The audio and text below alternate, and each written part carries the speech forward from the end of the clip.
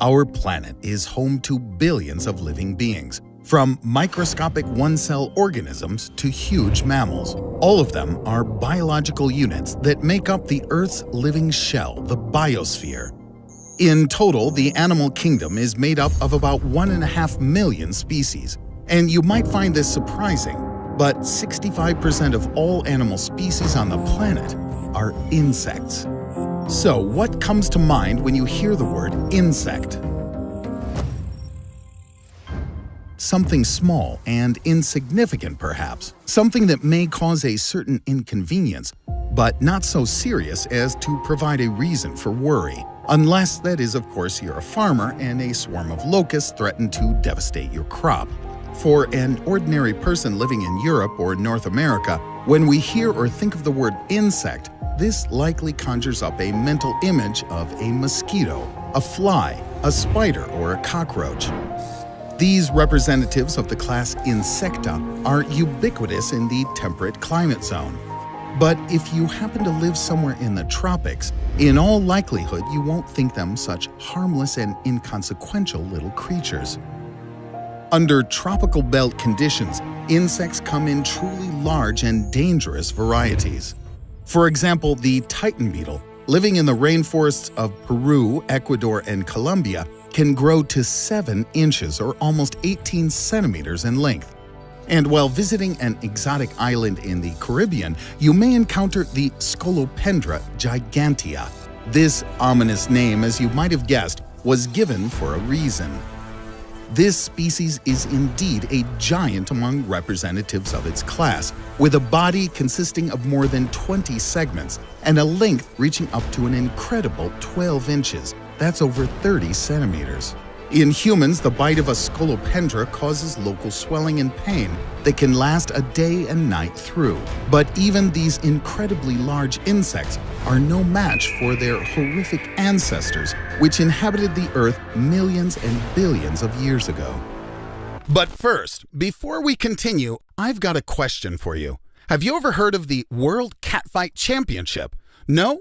Well, to tell you the truth, I was just as surprised as you when I first heard about it. I know it sounds wacky, but I now actually take part in this crazy catfight championship myself. You want to know more? Okay, it's the super top secret project called CATS I'm talking about. If your passion for mobile games is anything like old Riddle has, you simply gotta try CATS. Put simply, your character in this game is a feisty little alley cat who dreams of rising from the bottom of the social heap to becoming the winner of the most ferocious competition in his domain. To do this, you're gonna have to equip your cat with a vehicle of war. This is totally up to your creative genius. You can even skip the wheels if you want. Every time you beat someone, you earn more and more awesome parts, ultimately making your car almost invincible. The automated fighting leaves you plenty of time to enjoy designing your perfect war machine. Your battle cat will take care of the rest. I had so much fun playing I could talk about it for hours, but you better see it for yourself. Download the game right now via the link in the description and register with the promo code RIDDLE to take advantage of a cool bonus, a load of crystals to level up your cat right from the start. Humankind has been ever curious about what transpired before our time, before the rise of humans on the Earth. We strive to unravel the mysteries behind the origin of our species, our planet, and the universe at large. Various research and excavations have provided scientists with only a fragmentary picture of what transpired at certain points in the past. Obviously, many questions remain. But thanks to these tireless researchers, we now have more information than ever about the events that took place hundreds of millions of years before the, historically speaking, very recent emergence of Homo sapiens.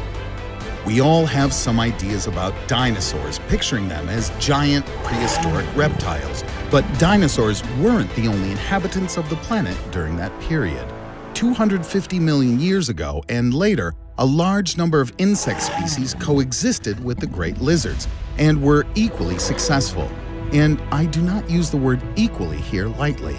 Paleontological digs across the globe have provided scientists with numerous insect fossil finds.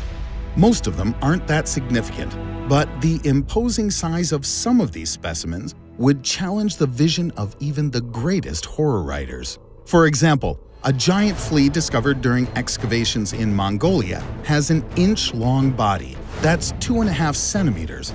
In comparison to its modern kin, a true giant. Its piercing and sucking proboscis reaches 1/5 of an inch, or almost a centimeter long. Yeah!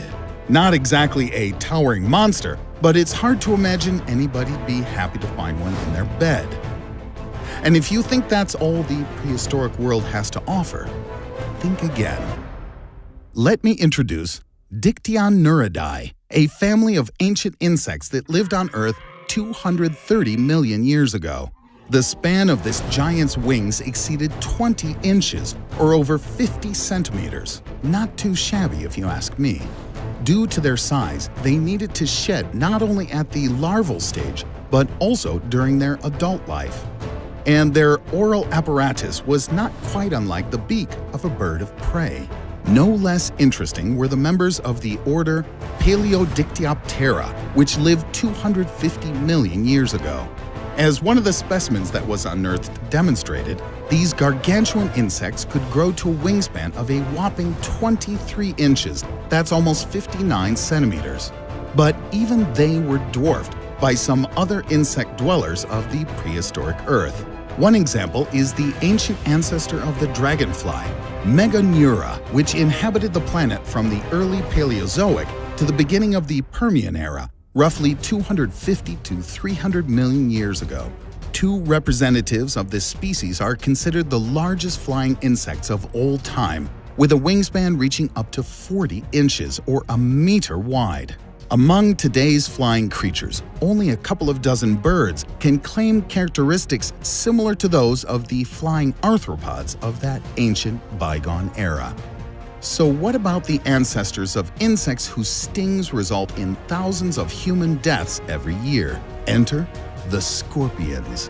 330 million years ago, enormous scorpions called Anomalocaris roamed our planet. These frightening creatures reached up to 28 inches or 71 centimeters long. One can scarcely imagine, and must shudder at the thought, of how many people could fall victim to this creature's sting were they still to exist. The terrestrial version of the oldest scorpion is worlds apart from its seagoing aquatic cousin. This giant sea scorpion was a typical inhabitant of our planet between 460 and 250 million years ago. Just recently, scientists managed to find a petrified claw of one specimen, which gave us some idea of the enormous size this monster could actually achieve. It turns out that this ancient predator of the seas and oceans of the world could grow to as large as 80 inches or 2 meters in length. But even Anomalocaris isn't the record holder among prehistoric insectile creatures.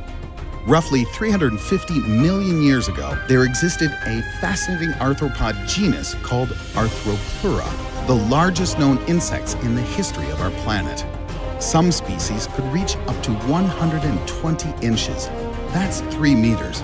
Heretofore a length thought impossible for an invertebrate. And should I mention that this huge creature walked on 60 legs? It's safe to assume that upon meeting such an ungodly beast, while taking a stroll through the woods, your average Homo sapiens would poop his pants, to say the least. Come to think of it, the same reaction might be brought about by a chance meeting with any of the aforementioned gigantic bugs. A quick analysis of this information immediately reveals a pattern.